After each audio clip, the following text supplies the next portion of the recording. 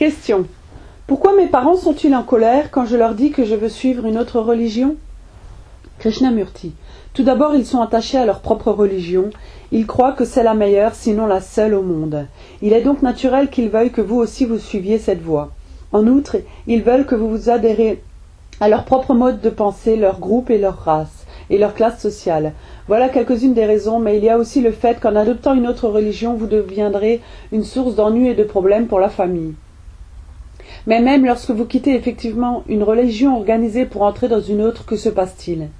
N'êtes-vous pas simplement entré dans une autre prison? Car, en fait, tant que l'esprit s'accroche à une croyance, il reste prisonnier. Si vous êtes né hindou et que vous devenez chrétien, vos parents risquent d'être en colère. Mais ce n'est qu'un détail mineur. L'important est de voir qu'en rejoignant les rangs d'une autre religion, vous n'avez fait qu'adopter une série de nouveaux dogmes en lieu et place des anciens.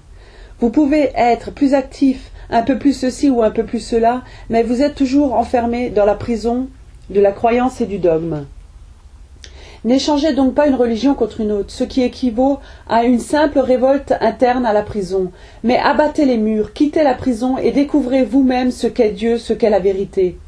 Cela a vraiment un sens, et cela vous donnera une vitalité, une énergie immense. Mais passer simplement d'une prison à l'autre et se disputer pour savoir laquelle est la meilleure n'est qu'un jeu puéril.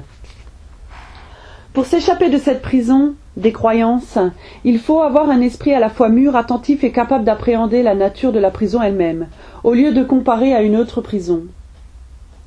Pour comprendre une chose, il ne faut pas la comparer à une autre. La compréhension ne passe pas par la comparaison, mais par l'examen de la chose elle-même.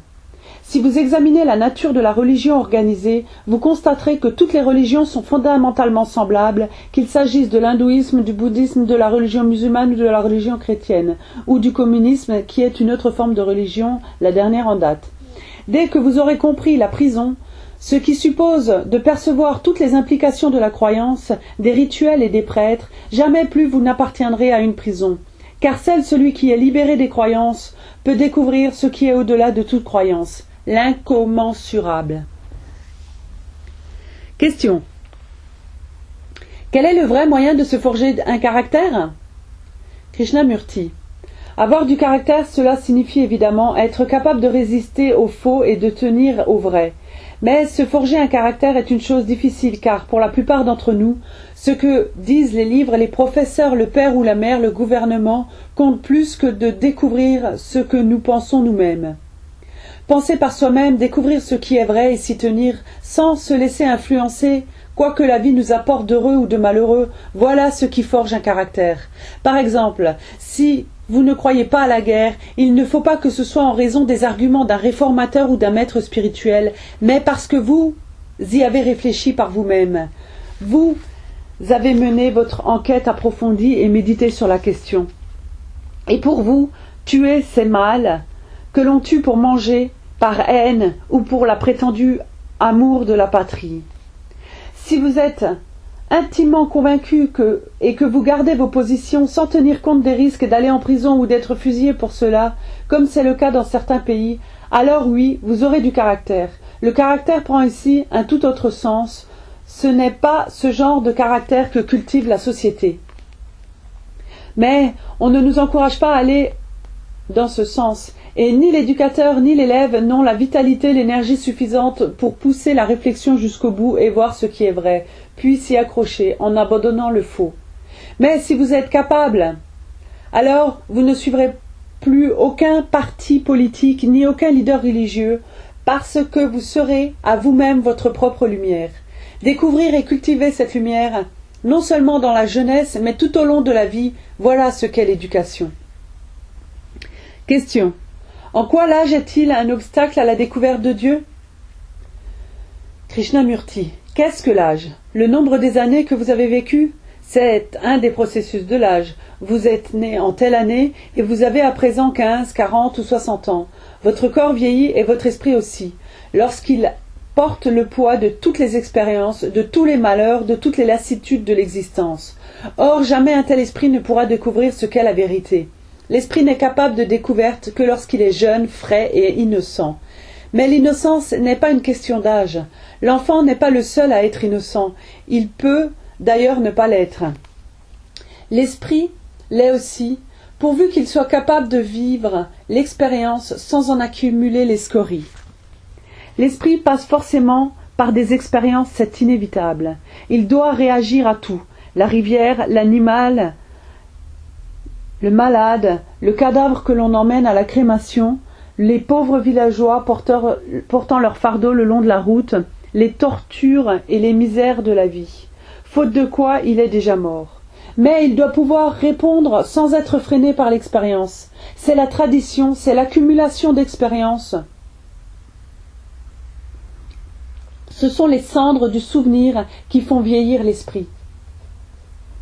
Mais l'esprit qui meurt chaque jour au souvenir d'hier, à toutes les joies et à toutes les tristesses du passé, celui-là est frais et innocent et il n'a pas d'âge. Et que vous ayez 10 ou 60 ans, sans cette innocence, vous ne trouverez pas Dieu. En quête de Dieu. L'un des nombreux problèmes auxquels nous sommes tous confrontés et qui touchent tout particulièrement ceux dont l'éducation est en cours et qui devront bientôt se lancer dans le monde est la question des réformes. Divers groupes social-communistes et réformateurs de tout poil s'efforcent consciemment de faire aboutir certains changements dans le monde, de toute évidence nécessaires. Bien que certains pays jouissent d'une relative prospérité, dans le reste du monde, la faim, voire la famine subsiste, et des milliers d'êtres humains sont mal vêtus et n'ont pas d'abri décent pour dormir. Mais comment une réforme fondamentale peut-elle se mettre en place sans susciter encore plus de chaos et de misère et de conflits ?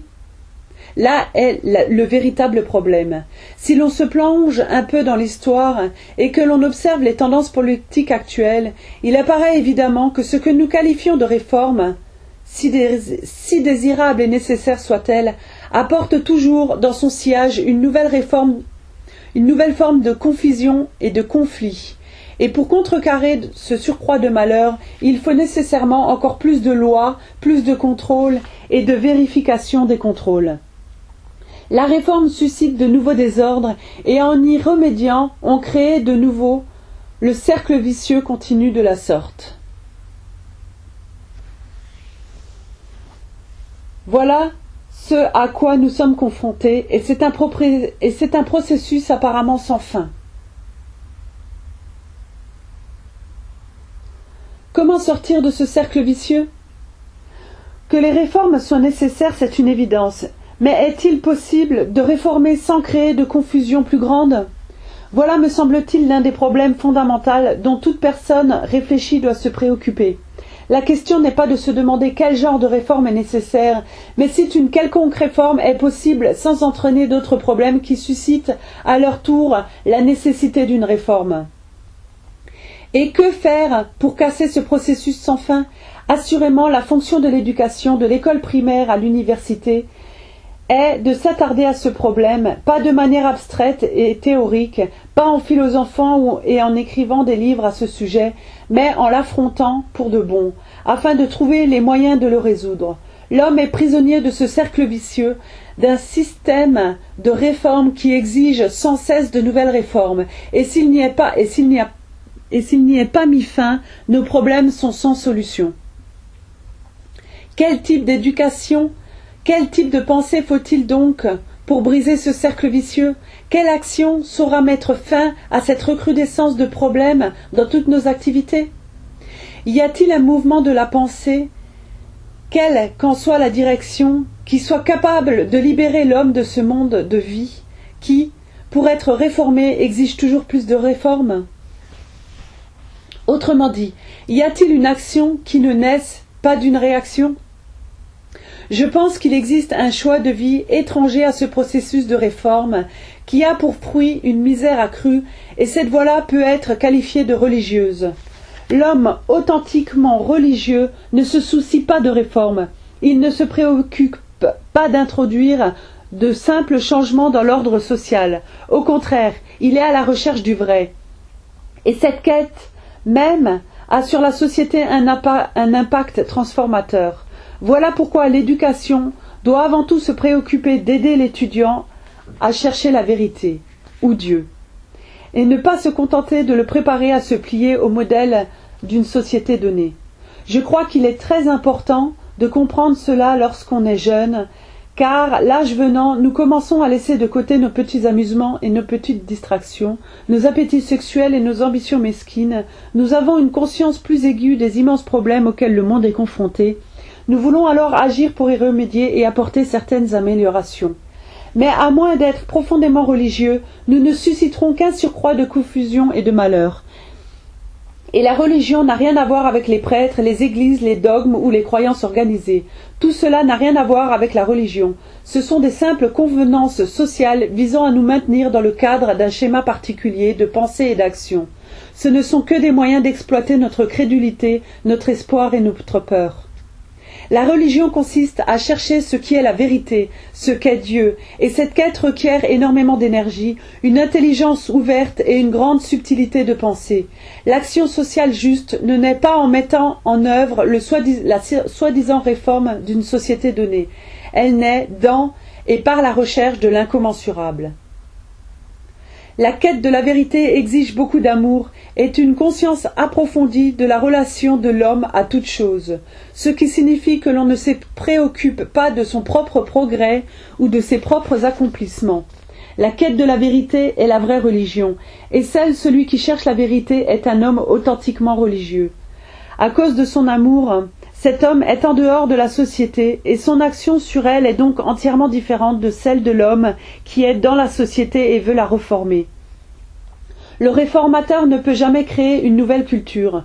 Ce qui est indispensable, c'est la quête menée par l'homme véritablement religieux, car cette quête même produit sa propre culture, et c'est notre unique espoir. En effet, la quête de la vérité donne à l'esprit une créativité explosive qui est la vraie révolution, car dans cette quête, l'esprit n'est pas contaminé par les dictates et les sanctions de la société. Étant libre de tout cela, l'homme religieux est capable de découvrir ce qui est vrai, et c'est cette découverte du vrai, d'instant en instant, qui crée une nouvelle culture. C'est pour cette raison qu'il est si important pour vous de recevoir l'éducation adéquate.